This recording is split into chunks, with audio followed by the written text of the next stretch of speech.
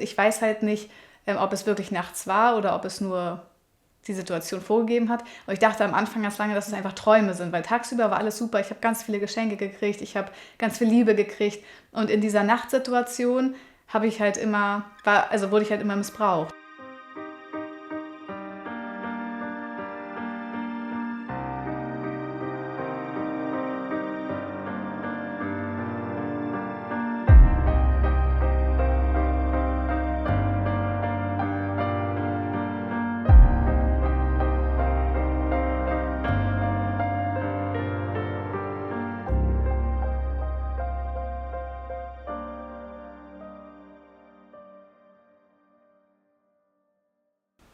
Ich bin Lena und ich bin 29. Ich komme aus Hamburg und als Kind wurde ich mehrere Jahre sexuell missbraucht von Menschen, die mir sehr, sehr nahe standen.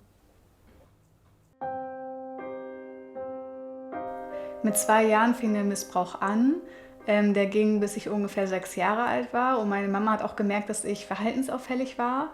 Das war auch immer am Wochenende, wo die auf uns aufgepasst haben. Es war quasi ein Pärchen. Ich kann die TäterInnen aus rechtlichen Gründen leider nicht nennen, weil sie halt nicht verurteilt worden sind. Und für mich war das voll schwierig, die Zeit, weil für mich hat sich das halt total normal angefühlt. Also ich dachte, das wäre halt das Richtige, weil die TäterInnen mir immer wieder gesagt haben, dass sie die Einzigen sind, die mich wirklich lieben und dass die anderen die Bösen sind und dass es halt gut ist, was passiert. Und deshalb bin ich auch total aggressiv geworden meiner Mama gegenüber und sie hat mich halt in der ganzen Zeit, als der Missbrauch auch stattfand, hat sie mich in psychologische Behandlung gegeben und auch zu Ärzten. Aber die Ärzte meinten halt, ist es normal, dass sich ein Kind da unten rumstochert, und die Psychologen wussten auch nicht so richtig, was mit mir nicht stimmt. Und irgendwann hat meine Kindergärtnerin dann also zu meiner Mama gesagt, das Verhalten von ihrer Tochter könnte auf sexuellen Missbrauch hinweisen. Und dann dachte Mama auch so, okay, aber wer soll das denn machen? Also du musst dir auch erstmal überlegen, okay, wem traust du zu, dass diese Person jetzt dein Kind missbraucht in der näheren Umgebung, denen du ihr eigentlich vertraust?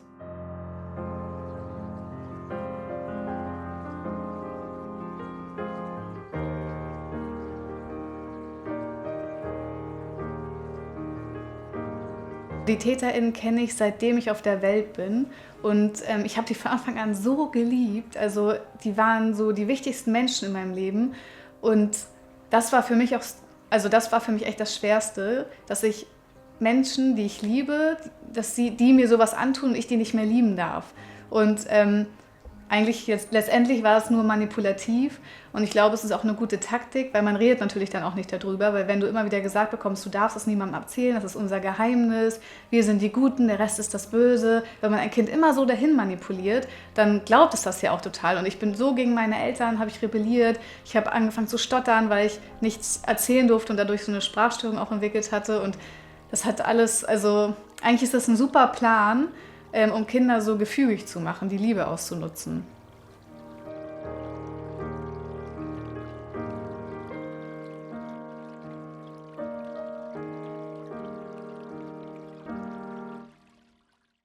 Irgendwann gab es einmal den Punkt, da saß ich im Badezimmer und da sollte das wieder losgehen.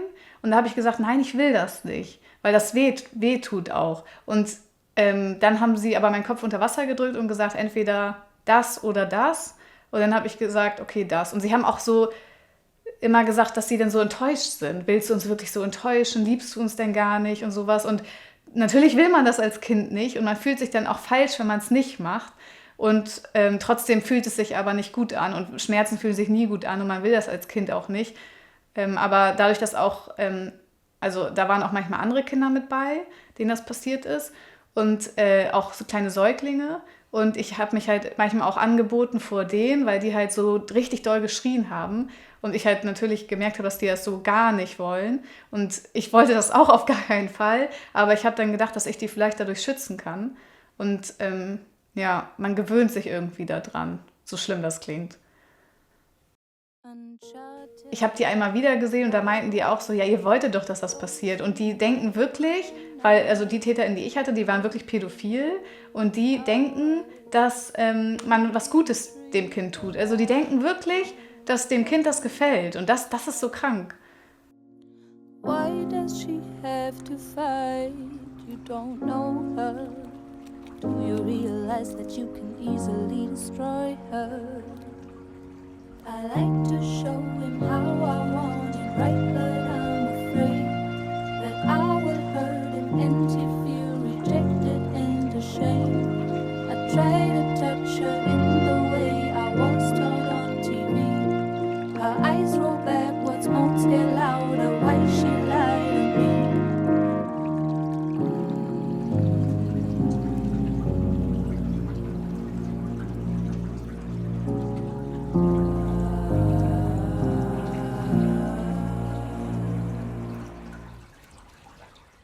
Einmal hatte mich Mama früher von den Leuten abgeholt und da war es 13 Uhr und da war halt alles dunkel und runtergezogen und wir sind dann in Unterwäsche die Treppe hoch runtergekommen, die Erwachsenen auch.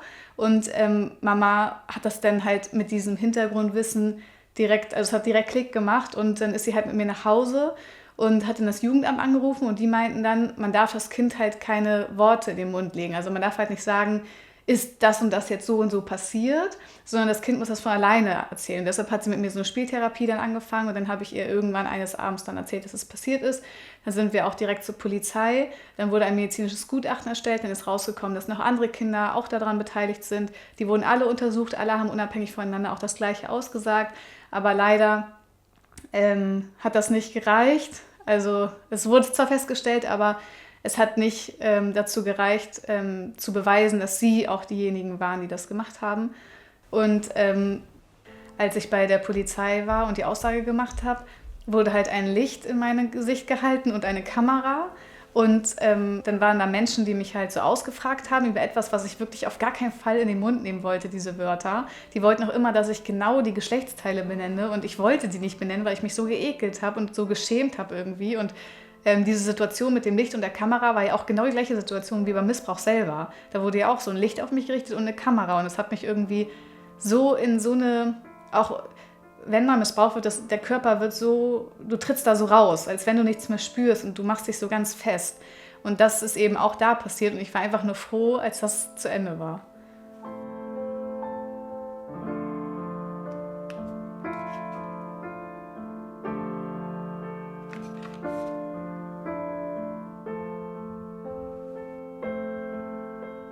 Also ehrlich gesagt habe ich nicht das Gefühl, dass ich wirklich so eine Kindheit hatte, weil ich während der Missbrauch stattfand, immer schon so sehr erwachsen gedacht habe. Also wenn ich jetzt so zurückdenke.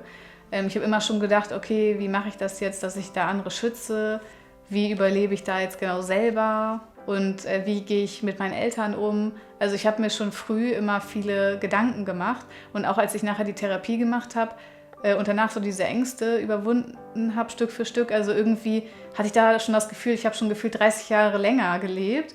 Und auch in der Schulzeit war das für mich sehr schwer, so diese Leichtigkeit zu behalten. Also ich habe dann immer wieder so gesucht, okay, die anderen schaffen das so leicht zu sein, so naiv und gehen so ins Leben und ich fühle mich irgendwie teilweise viel erwachsener und dann habe ich immer so getan, als wäre ich halt viel naiver oder viel leichter und musste erstmal so mein Ich so finden. Und ja, also das hat richtig lange gedauert irgendwie. Ich dachte in meinem Kopf, weil ein Kind liebt ja bedingungslos und ich habe meine Eltern so sehr geliebt ja auch. Und ich dachte, okay, wenn ich jetzt nicht mehr da bin, dann geht es denen wieder gut, weil jetzt dadurch, dass ich da bin und das gesagt habe, geht es denen schlecht. Und wie kriege ich das hin, dass es denen wieder gut geht, indem ich vielleicht nicht da bin? Und deshalb habe ich dann ich habe das mehrmals versucht, aber der letzte Versuch war eben, als ich auf dem Schuldach stand, da wollte ich so runterspringen. Ich erinnere mich also nicht mehr ganz genau an den Moment und wie lange der dauerte, weil ich muss da echt lange gestanden haben, weil irgendwann kam meine Mutter und stand dann da unten und dann wurde ich halt auch, also ich bin dann wieder runtergeklettert und wurde dann quasi direkt in Psychiatrie gebracht und das hat eigentlich echt mein Leben gerettet, dass ich da hingekommen bin.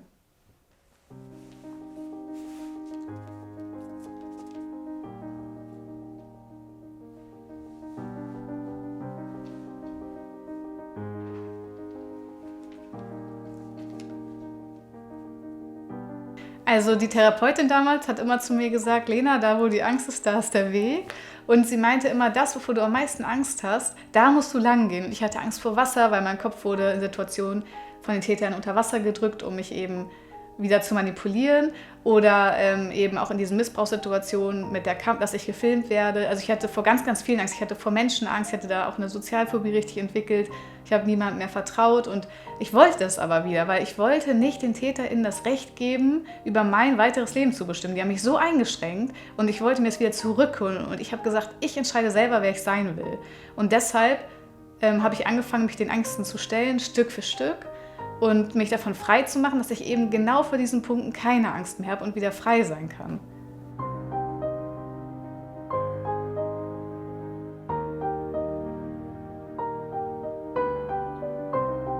Ich habe die Geschichte richtig, richtig lange für mich behalten, also fast 20 Jahre. Ich habe nie mit irgendwem so wirklich darüber gesprochen, weil außer mit meiner Familie, mit meinen engsten, also mit meinen engsten Menschen so, da war das immer ein offenes Thema.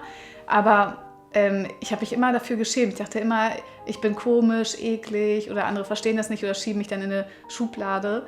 Und trotzdem habe ich aber gleichzeitig auch immer gedacht, okay, du hattest das Glück, dass du so früh eine Therapie hattest, du hast keine Flashbacks in dem Sinne und du kannst wieder so frei leben. Und die TäterInnen missbrauchen seit 20 Jahren einfach weiter Kinder. Irgendwas musst du doch mit dieser Kraft anfangen. Dann habe ich diese Anzeige gesehen von dem... Also, dass Miss Germany halt Frauen sucht, die Verantwortung tragen und dachte ich, ja, das ist genau das, was ich will. Ich kannte Miss Germany vorher nicht. Ich habe mir dann so die Werte durchgelesen und dachte, das ist auch das, womit ich eigentlich so übereinstimme. Und dann habe ich mich da einfach beworben. Und ich hatte noch gar nicht so meine Geschichte da erzählt in der Bewerbung, sondern nur leicht angeschnitten. Und als ich dann die Zusage bekommen habe, da dachte ich, okay, ich muss, also jetzt erzähle ich das einfach, wer ich bin. Und ich hatte nur 10 Tage Zeit, weil dann wurde das schon veröffentlicht. Und ich habe halt mit meinen Freundinnen und so nie darüber gesprochen. Und ich musste dann ganz schnell erstmal mit allen nochmal so reden, damit ich das persönlich denen das erzählen kann und die das nicht irgendwo erfahren. Und bei diesen Gesprächen ist sogar rausgekommen, dass 50% meiner Freundinnen, dass denen das auch passiert ist. Und ich dachte so, krass, einige kenne ich davon 10 Jahre, wir haben nie darüber gesprochen und euch ist das auch passiert sozusagen und wir hätten uns die ganze Zeit haben können und da habe ich so gemerkt, okay, das Thema braucht mehr Raum, wir müssen mehr darüber sprechen, damit kein Mensch sich mehr dafür schämt oder schuldig fühlt, weil die einzigen, die sich schämen müssten oder sich schuldig fühlen müssten, sind einfach nur die TäterInnen.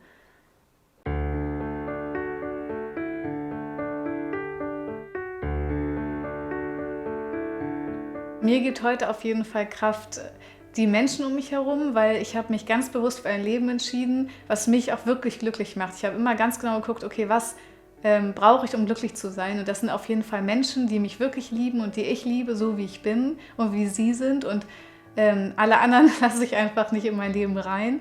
Und also die geben mir ganz, ganz viel Kraft und auch auf jeden Fall, dass ich jeden Tag aufstehen kann und das machen kann, was mir Freude bereitet. Ich liebe es, kreativ zu sein, ich liebe es, Kunst zu machen, ich liebe es aber auch, ganz bodenständig zu sein. Und ich arbeite ja auch im Finanzwesen und Sachen auszurechnen und immer wieder auf dem neuesten Stand zu sein. Das gibt mir auch irgendwie immer so diese Kontrolle über mein Leben und eigentlich mein ganzes Leben, so wie ich es mir jetzt aufgebaut habe, gibt mir jeden Tag Kraft, um weiter so für mich zu wachsen.